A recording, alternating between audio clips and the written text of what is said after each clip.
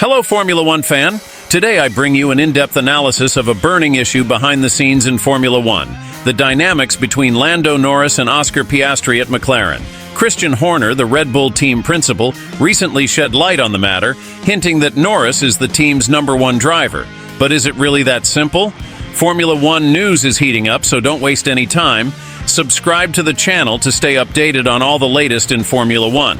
Just press the subscribe button below the video. It's quick, free, and doesn't require any sign-up. This is F1 Fastline News, your daily Formula One news channel. Let's start with the facts. McLaren publicly declared that in 50-50 decisions, preference would be given to Norris. This was evident at the Azerbaijan Grand Prix, where despite starting 15th, Norris finished 4th, ahead of Max Verstappen. Meanwhile, Piastri shone with an impressive victory, aided in part by Norris's strategy of holding up Sergio Perez during pit stops. Horner commented that, considering Norris earns 5 times more than Piastri, it's natural to assume he's McLaren's main driver.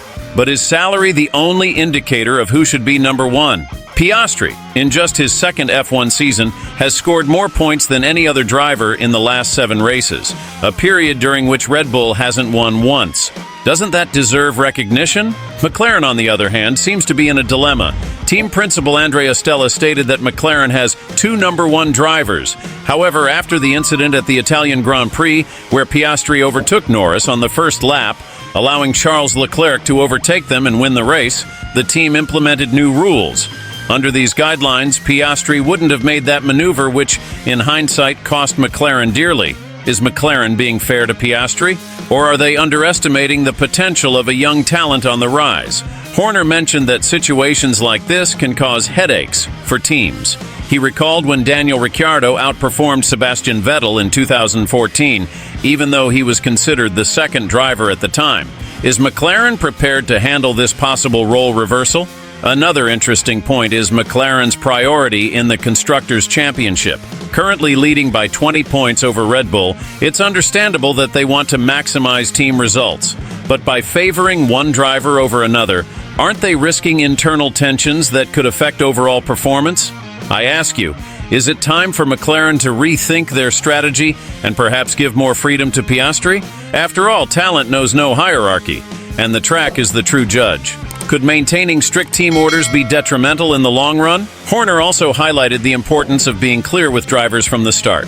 Everyone knows who is #1 and #2, but if you're not frank with the drivers, you end up creating confusion, he said. Maybe McLaren is trying to delicately balance this scale, but transparency is crucial in such a competitive sport. In summary, the situation at McLaren reflects the complexities of modern Formula One. With emerging talents like Piastri challenging the status quo, teams need to be agile and adaptable. Prioritizing one driver may seem like a good short-term strategy, but is it the best path for the future? I invite you to think about this.